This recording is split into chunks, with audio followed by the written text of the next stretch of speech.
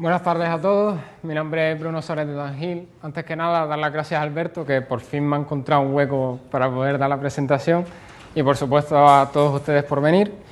A continuación les presento mi proyecto de tesis titulado Patrones de ensamblaje de las comunidades de mamíferos en un agrosistema fragmentado. Es una tesis dirigida por Alejandro Rodríguez Blanco, con quien trabajo en el Departamento de Biología y la Conservación de la ABD. Esta tesis se enmarca dentro del programa de doctorado de Medio Ambiente y Sociedad de la Universidad Pablo Olavide y la llevo a cabo gracias a los fondos que me proporciona la beca predoctoral de Medio Ambiente de la Fundación Tatiana Pérez de Guzmán el Bueno. A continuación les quiero comentar una breve introducción acerca del contexto en el que se enmarca la tesis, para después pasar a los datos que estamos utilizando para desarrollarla y una descripción del área de estudio de donde hemos tomado dichos datos. Posteriormente comentaré algunas de las ideas, cuestiones que planteamos para el desarrollo de la tesis y las estrategias que hemos desarrollado y que faltan por desarrollar para contestar esas cuestiones. Para empezar, comentar que el reconocimiento de los patrones estructurales de las comunidades de mamíferos, de especies, perdón, en general, es el objetivo principal de la ecología de comunidades, que es la rama en la que se enmarca nuestro trabajo. El reconocimiento de estos patrones es fundamental a la hora de encontrar la importancia relativa de los factores que explican la configuración de los patrones que vemos, ya que una vez reconocemos el patrón que tiene la estructura de la comunidad, la cuestión pasa a ser a ver qué procesos o procesos son los que subyacen a la conformación del patrón que estamos viendo y no de otros patrones que son posibles. Actualmente la coexistencia local de especies se entiende mejor considerando la distribución de especies a escala regional. ¿Esto qué quiere decir? Esto quiere decir que las comunidades locales dependen en primera instancia del conjunto regional de especies existentes en el área, que ejercen su influencia a través de procesos regionales como la dispersión. A partir de este filtro de la dispersión es cuando entran en juego otros factores como los factores ambientales del medio local o las propias interacciones interespecíficas. En este sentido, las diferencias en composición de especies que podemos encontrar entre diferentes comunidades pueden deberse a la propia capacidad dispersiva limitante que tienen las especies.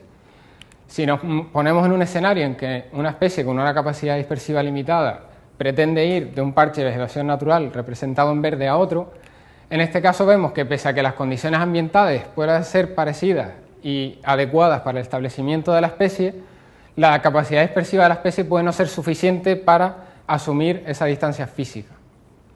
En otros casos lo que puede pasar es que las condiciones ambientales de los dos fragmentos que estamos analizando no sean igual de adecuadas.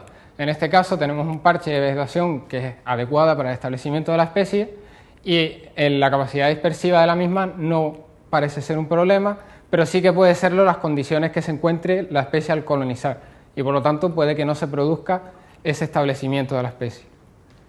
Y por último, puede pasar que sea la distancia funcional la que impida a las especies colonizar y dispersarse hacia otras áreas naturales. Es en esta cuestión en la que haremos más hincapié en esta presentación, dado que el carácter de la matriz existente entre dos áreas naturales puede llegar a ser considerablemente más importante que la propia distancia física entre las áreas o que las condiciones ambientales de cada una de ellas, actuando como un filtro selectivo a la dispersión. Además, en paisajes fragmentados en los que tenemos multitud de hábitats diferentes, cada uno en su rol de facilitador o barrera frente a la dispersión, estos fenómenos cobran aún mayor relevancia.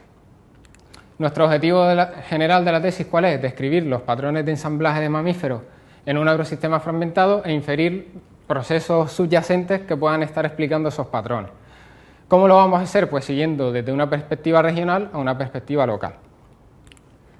Nuestra área de estudio se encuentra localizada en la cuenca del río Guadiamar, al suroeste de la península ibérica.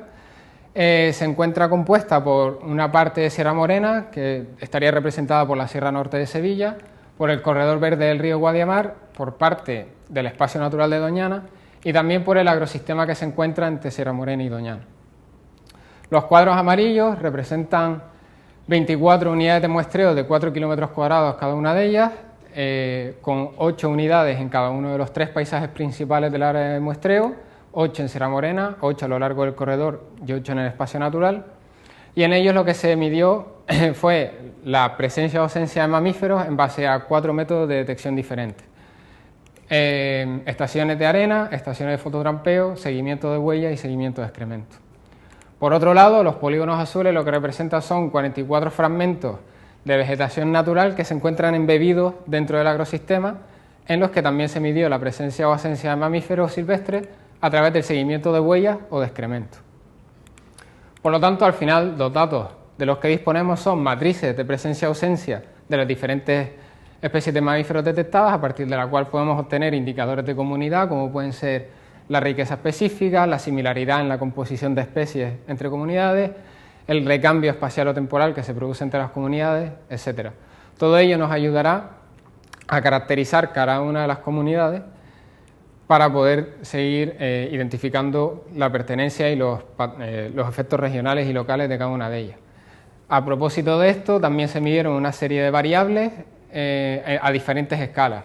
A una escala interna, propia de cada unidad de muestreo o fragmento, se midieron variables de microhábitat, como pueden ser el porcentaje de cobertura arbórea, el porcentaje de cobertura arbustiva, así como la presencia de arroyos, como aproximación, digamos, a la abundancia de recursos y refugios de las especies. También la presencia de molestias en las unidades, como aproximación a la presión antrópica que se ejerce en cada una de las unidades. Y además, mediante el empleo del mapa de usos y cobertura de Andalucía, se sacaron otras variables, en este caso a nivel de macrohábitat, como por ejemplo la heterogeneidad en el uso del suelo, como aproximación a la diversidad de usos existentes en cada parche, o la proporción de vegetación natural y cómo están decohesionados estos parches de vegetación natural, como aproximación a cómo se distribuyen esos recursos. Además, estas mismas variables se estimaron para un contexto paisajístico local, es decir, en un área buffer de 1 kilómetro alrededor de las áreas muestreadas, y también en un contexto algo más regional, es decir, en un área buffer de 5 kilómetros alrededor de las unidades de muestreo. Toda esa información la hemos utilizado para desarrollar una serie de hipótesis específicas, que es lo que se traduce en los diferentes capítulos que a priori tenemos pensado y que les presento a continuación. El primero trata sobre el papel que tiene el aislamiento funcional en la estructuración de las comunidades de mamíferos dentro de un área protegida. Habitualmente, cuando se habla de aislamiento, se tiende a medir la distancia física o la distancia euclídea entre fragmentos, o en cambio se utilizan variables indirectas, variables espaciales que se calculan de forma indirecta en función de la localización de los fragmentos. Nosotros hemos decidido utilizar la distancia funcional a través de la resistencia de la matriz, es decir, la resistencia que ofrecen los diferentes tipos de hábitat en la ruta de dispersión de las especies en función de la probabilidad de que esta especie tiene que atravesarlo. En este caso concreto, nosotros queremos investigar si el espacio natural de Doñana, que se encuentra rodeado por un agrosistema altamente transformado, de lo cual además se tiene registro desde al menos el siglo XV, si puede ser que este espacio natural se encuentre aislado funcionalmente de otra área que no está protegida, pero que tiene una mayor continuidad en el paisaje natural. Y para ello lo que hacemos es, primero que nada, identificar, es decir, estudiar la estructura de las comunidades dentro y fuera del espacio natural de Doñana, y lo que vimos es que ésta se encuentra levemente empobrecida en especies respecto a Sierra Morena. La hipótesis que se nos ocurre a nosotros es que puede haber un filtro selectivo en la dispersión relacionado con la distancia funcional para algunas de las especies que sí encontramos en Sierra Morena, pero no en Doñana. ¿Cómo lo hemos tratado de averiguar? Pues hemos cogido 4 especies de similar capacidad dispersiva, 2 de ellas con nula o baja ocurrencia en Doñana, como son la garduña y el cato montés, y otras 2 que son especies ubicuas y que hemos utilizado como especies control, como son la jineta y el meloncillo. A partir de ahí, nuestra hipótesis es que las especies que faltan o que tienen una muy baja ocurrencia en Doñana puede deberse a que hay un filtro selectivo a la dispersión debido a la distancia funcional que existe entre las 2 regiones. Para ello, lo que hacemos es, esto que ven aquí es un mapa de resistencia, de fricción, es la conversión en base a bibliografía, salvo cuando había escasos datos en los que se echaba mano de opinión experta, pero es la conversión del mapa de uso del suelo a hábitats susceptibles de ser positivos o negativos a la dispersión en función de una escala que hemos creado nosotros, que son los valores de fricción. Desde valores de muy baja resistencia a la dispersión, con valores de 1, verde muy oscuro, hasta valores de 50, que es una fricción muy alta en colores muy claros. El próximo paso fue estimar la distancia de mínimo coste entre las dos regiones, desde todos los puntos de Sierra Morena a todos los puntos de Doñana, y compararlo con la distancia euclídea. Nosotros llamamos la distancia de mínimo coste aquí a la distancia funcional, que es lo que dividimos entre la distancia euclídea. ¿Qué es lo que esperamos? Que especies ubicuas el ratio sea similar a 1, porque no tienen ningún tipo de impedancia en la dispersión a través de la matriz. En cambio, en especies que puedan caer bajo la hipótesis que tenemos nosotros, este valor de ratio será mucho mayor. Esto lo hicimos en 27 escenarios diferentes, atendiendo a 3 niveles de 3 variables diferentes. El tamaño mínimo de área, que puede ser el tamaño original, un mínimo de 3 hectáreas o un mínimo de 10 hectáreas, la resistencia que se ejerce entre parches que son adecuados para la dispersión, se mantiene como un valor normal, o si estos parches se encuentran a menos de 500 metros o menos de 1 kilómetro de distancia, se ve favorecida, o sea, el nivel de resistencia no es tan alto que si la distancia fuera mayor. Y por último, teniendo en cuenta también el tipo de matriz que existe alrededor de los parches, a 250 metros o a 750 metros alrededor. ¿Esto en qué se traduce? Esto se traduce en que nosotros sacamos esta conversión del mapa de uso del suelo y aquí tenemos 3 columnas que representan los 3 diferentes tipos de variables modificadas. Aquí podemos ver cómo se pierde un número de parches conforme avanzamos hacia abajo, porque vamos perdiendo los parches menores a 3 o a 10 hectáreas. En la del centro podemos ver que conforme aumentamos el rango de distancia en la que bajamos la resistencia, aparecen más zonas en las que la fricción ya no es tan alta como era anteriormente. Y por último, en la última columna vemos cómo la influencia tan negativa que ejerce la matriz alrededor de todos esos parches lo que provoca es una homogenización y un aumento de la resistencia. Por tanto, de esta forma lo que tenemos es un gradiente de escenarios en los que medimos la dispersión de Sierra Morena a Doñana. Algunos resultados son estas 5.900 rutas de dispersión simuladas para las 4 especies, en las que identificamos una serie de áreas críticas para la conservación. ¿Qué hacemos referencia nosotros como áreas críticas para la conservación? Áreas donde confluyen todas las rutas de dispersión simuladas. Además, esto nos dio la idea de plantear como propuesta la implantación de una serie de herramientas de manejo que podrían potenciar la conectividad y la conservación de los mamíferos en el espacio natural de Doñana, simplemente aumentando las rutas de dispersión alternativas entre ambas regiones. En un segundo capítulo lo que miramos es la importancia de la conectividad regional en la ocupación de fragmentos de vegetación natural que se encuentran embebidos dentro del agrosistema. Para ello lo que hacemos es calcular o estimar la proporción de la varianza explicada para la ocupación de 3 especies, el tejón, la jineta y el meloncillo. ¿En base a qué? En base a, primero, la calidad interna del fragmento; segundo, el contexto paisajístico local; tercero, el contexto regional; y por último, también la influencia que ejercen las principales rutas de dispersión desde Doñana hasta el límite septentrional de distribución de cada una de las especies en los fragmentos en diferentes celdas dentro de nuestra área de muestreo, claro. La hipótesis en este caso sería que la conectividad regional no explica tanto en la ocupación de estas especies por parte de los fragmentos como lo hace la propia calidad interna o el contexto local del fragmento. Decir además que, además de los datos que están representados aquí, que les comenté antes en la sección de datos, también para la caracterización de la conectividad regional hemos calculado una serie de índices de conectividad en función del tamaño, del aislamiento, de la forma, de la configuración o la disponibilidad de cada uno de los fragmentos. Por último, en un tercer capítulo ponemos el foco en las comunidades de mamíferos que se encuentran a lo largo del corredor verde. Este corredor verde es el resultado de la restauración que se dio a lo largo del río Guadiamar después del vertido tóxico de la mina de Aznalcóllar en abril de 1998, como algunos supongo que recordará.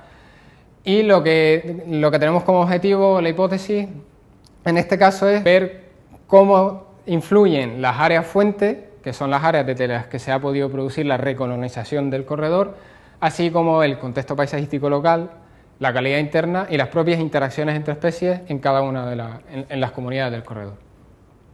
Para ello lo que hemos hecho es crear una serie de escenarios en función de la complejidad del paisaje. Algunos escenarios, en los casos más simples, nos muestran 3 tipos de paisajes diferentes: el propio de la sierra, el propio de los elementos lineales que conectan el corredor, con un hábitat más o menos continuo, pero adecuado.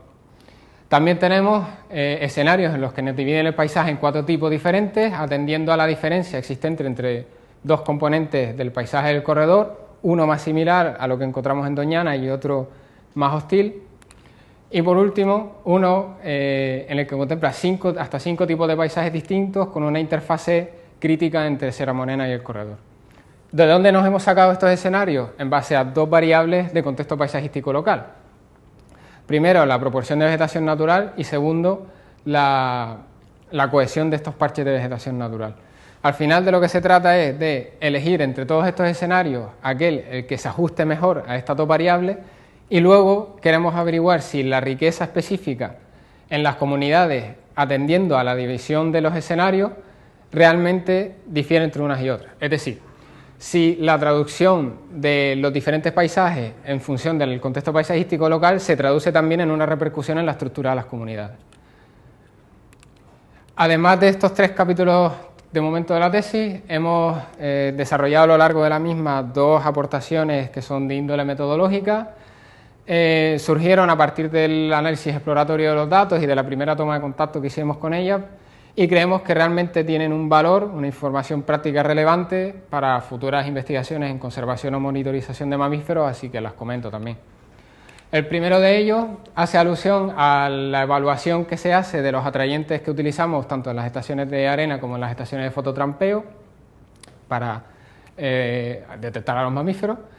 En ella, el diseño de muestreo seguía un diseño anidado, de forma que del total de 192 unidades de muestreo, sumando arena y fototrampeo, la mitad de ellas tenían como atrayente olfativo FAS, que es una esencia basada en ácido graso, y otra catnip, que es una sustancia derivada de la planta Nepeta cataria, que es ampliamente utilizada en la atracción de carnívoros. A su vez, de la mitad de estaciones de arena, de estaciones de muestreo que utilizaban alguno de los 2 atrayentes olfativos, la mitad añadimos un atrayente visual, un espumillón plateado que brilla con la luz, y a su vez a la mitad de las que tenían un atrayente olfativo y otro visual le añadimos un atrayente sonoro, que no es más que un móvil realizado con cañas a mano que al moverse masa de aire, pues lógicamente produce sonido.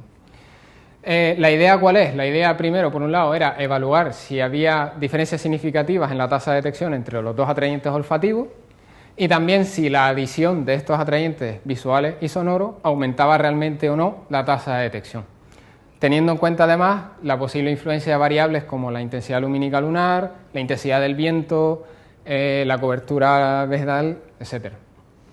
¿Cómo lo hicimos? Pues evaluamos la eficacia de los atrayentes a través de una serie de parámetros, como puede ser el número de los días en los que hubo registro, la latencia a la primera detección, la probabilidad de detección, también comparamos costes económicos, humanos, etc. Y el segundo trabajo, lo que hemos aprovechado es recabar la información de todos los métodos de muestreo empleados y hemos evaluado su eficacia relativa en diferentes tipos de paisajes, tanto en el corredor como en Sierra Morena, como en Doñana. Y lo mismo, a partir de diversos parámetros como el número de registros totales, la consistencia temporal, es decir, si en diferentes estaciones del año o en diferentes años son igual de eficaces, o si hay especificidad método-especie, etc. En definitiva, esta es una breve reseña de a lo que he dedicado mi tiempo los 2 últimos años y parte de lo que me queda. En líneas generales, de los 2 aspectos o de las 2 aportaciones metodológicas, son las que más avanzadas están porque fueron las que tuvieron un desarrollo más temprano. La primera de ellas se encuentra en segunda revisión en una revista, la otra ya tiene formato de borrador, pero respecto al verdadero cuerpo de la tesis tenemos ya también un borrador del primer capítulo del aislamiento funcional dentro del área protegida, y aunque no está escrito nada del segundo y tercer capítulo, sí que los análisis están bastante avanzados. De modo que, bueno, gracias.